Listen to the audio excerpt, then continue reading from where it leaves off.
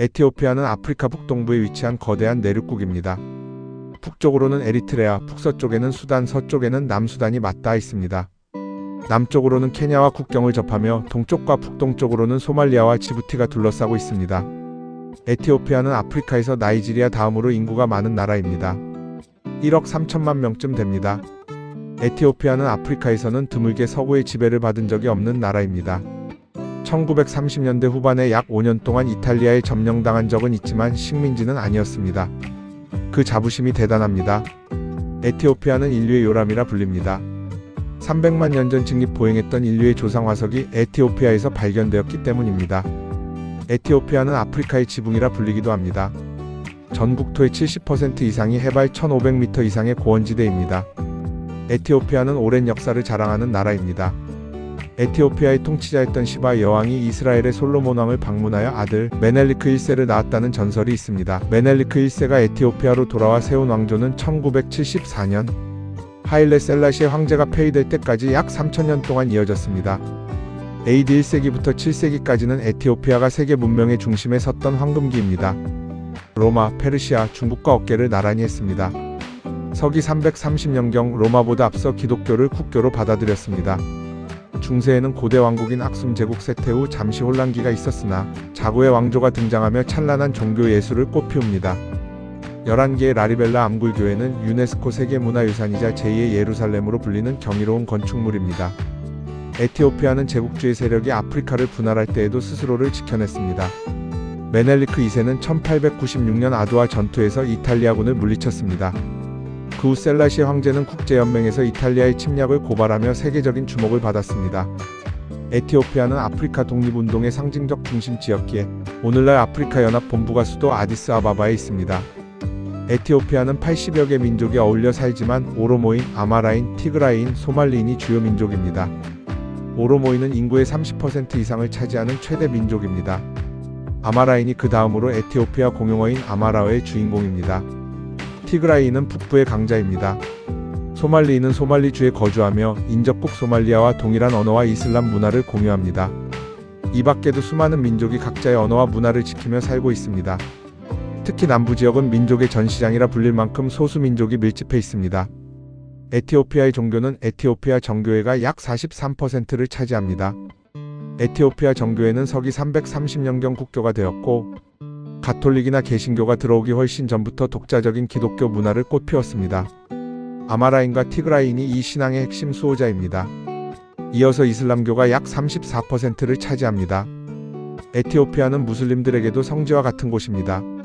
이슬람교 창시자 무함마드가 박해를 받을 때 그의 동료들을 따뜻하게 받아준 나라가 바로 당시 기독교 왕국이었던 악숨이었습니다. 소말리인은 거의가 다 무슬림이며 최대 민족인 오로모인의 상당수도 이슬람을 믿습니다. 최근에는 서구 선교사들의 영향과 현대적인 예배 스타일을 앞세워 젊은 층과 오로모인들 사이에서 개신교 교세가 급격히 확장되었습니다. 에티오피아는 아마라어가 공용어이자 가장 널리 쓰이는 언어입니다. 아마라어는 아랍어, 히브리어와 같은 계열인 세머에 뿌리를 두고 있습니다. 아마라어는 피델이라는 고유 문자를 사용하는데 이는 고대 게즈 문자에서 기원했습니다. 오로모어는 가장 많은 인구가 사용하는 모어입니다. 아마라와 달리 로마자로 표기하는 쿠시어 계열의 언어입니다. 티그리냐어는 북부 티그라이 지역에서 쓰이며 아마라어와 친척 관계인 세머 계열입니다. 에티오피아는 대학을 졸업했거나 전문직에 종사하는 젊은 층은 영어를 매우 유창하게 구사합니다. 수도 아디스아바바의 호텔, 식당, 공항 등에서는 영어 소통에 큰 지장이 없지만 시골 지역이나 전통시장으로 가면 영어가 잘 통하지 않습니다. 에티오피아의 유네스코 세계유산이 많습니다. 라리벨라 암굴교회는 12, 13세기에 거대한 바위 하나를 통째로 깎아 만든 11개의 교회입니다. 악숨은 고대 악숨 제국의 수도로 거대한 돌기둥인 스텔레가 서 있습니다. 성경 속 언약의 궤가 보관되어 있다는 전설의 장소입니다. 본다르에 있는 파시케비는 17세기 성곽 도시입니다. 유럽과 인도, 에티오피아 양식이 혼합된 화려한 성체들이 장관을 이룹니다. 하라르 육골은 이슬람의 4대 성지 중 하나로 꼽히며 82개의 모스크와 독특한 실내 장식을 가진 가옥들이 촘촘히 모여있는 미로 같은 요새 도시입니다.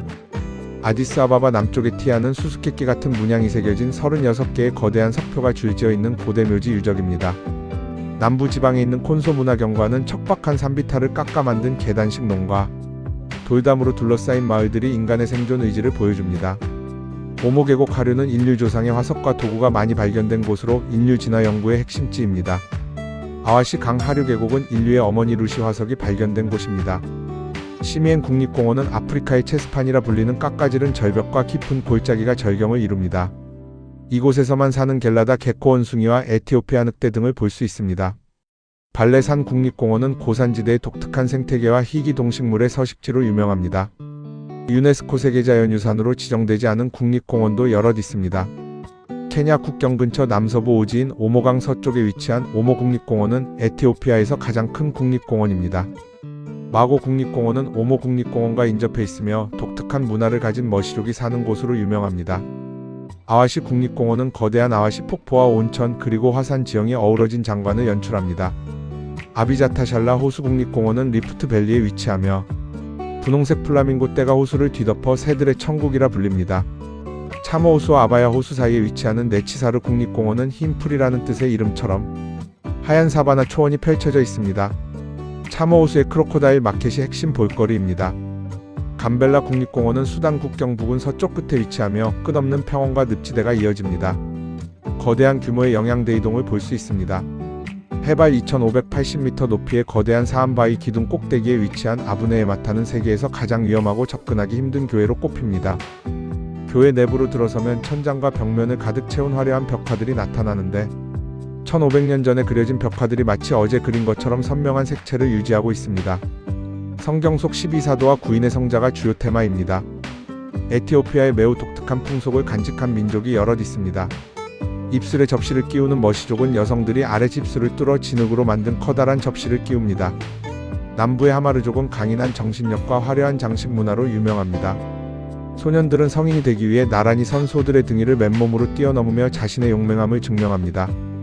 여성들은 붉은 진흙으로 머리카락을 아름답게 따 올리고 화려한 구슬과 조개 껍데기로 몸을 치장합니다. 유네스코 세계유산으로도 지정된 콘소족은 죽은 영웅이나 가족을 기리기 위해 와카라는 정교한 나무 조각상을 세웁니다. 척박한 산비탈에 돌담을 쌓아 만든 계단식 테라스 농법은 이들의 강인한 생존력을 보여줍니다. 에티오피아는 지질학적으로 매우 다양한 광물을 보유하고 있습니다. 금은 에티오피아의 최대 수출 광물이고 다나킬 분지 등에 매장된 칼륨은 세계적인 수준입니다. 전기차 배터리에 필수적인 리튬과 반도체, 전자제품에 쓰이는 탄탈륨이 풍부하게 매장되어 있습니다. 최근에는 소말리아 접경 지역인 오가덴 분지에서 대규모 천연가스와 원유 매장량이 확인되었습니다.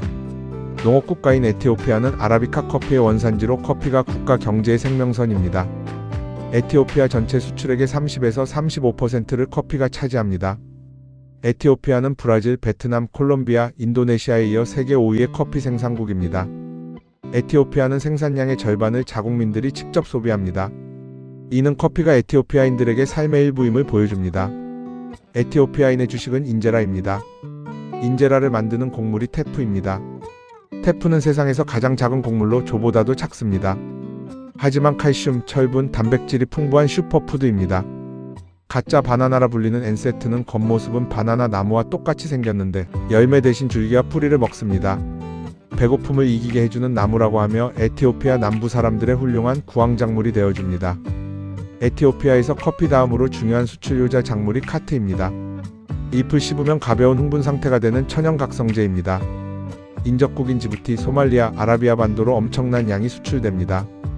에티오피아 수도 아디스아바바는 아프리카 54개국의 모임인 아프리카연합의 본부가 있는 곳입니다. 아디스아바바에는 그 밖에 여러 명소가 있습니다. 트리니티 대성당에는 에티오피아의 마지막 황제였던 하일레 셀라시의 황제의 성묘가 안치되어 있습니다. 성당 마당 한쪽에는 한국전쟁 참전 용사들의 위패가 모셔져 있습니다.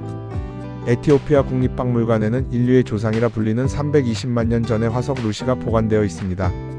메스켈 광장은 아디스아바바의 심장부로 대규모 축제나 집회가 열리는 광장입니다. 유니티 파크는 옛 황궁 부지를 공원으로 조성한 곳입니다. 엔토토사는 아디스아바바 시내를 한눈에 내려다볼 수 있는 가장 높은 곳입니다.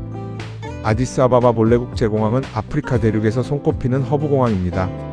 한국에서는 이 공항이 아프리카 대륙에서 유일하게 직항으로 연결되는 공항입니다.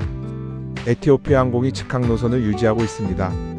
그런데 이 공항에 발을 내딛는 순간 사람들은 마치 시간 여행을 떠나온 듯한 착각에 빠집니다. 에티오피아는 세계 보편적인 그레고리력을 쓰지 않고 에티오피아력을 쓰기 때문입니다. 우리가 아침 6시라고 부를 때 그들은 해가 뜨는 순간을 0시로 잡고 하루를 시작합니다. 또한 1년이 13개월인 그들만의 에티오피아력 덕분에 연도마저 7 내지 8년 느립니다. 에티오피아인들은 서구식 기준을 따르지 않고 이렇게 자신들만의 정체성을 지켜오고 있습니다. 1951년 5월 6일 뜨거운 아프리카 태양 아래 자라난 청년들이 부산항에 닻을 내렸습니다. 에티오피아 황실 근위대로 구성된 강류 부대였습니다.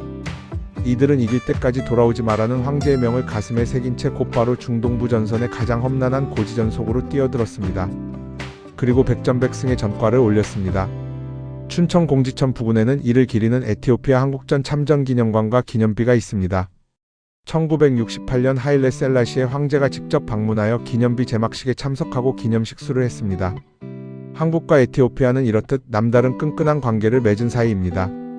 각기 자랑스러운 고유 문자를 가지고 있다는 점도 독특한 공통점입니다.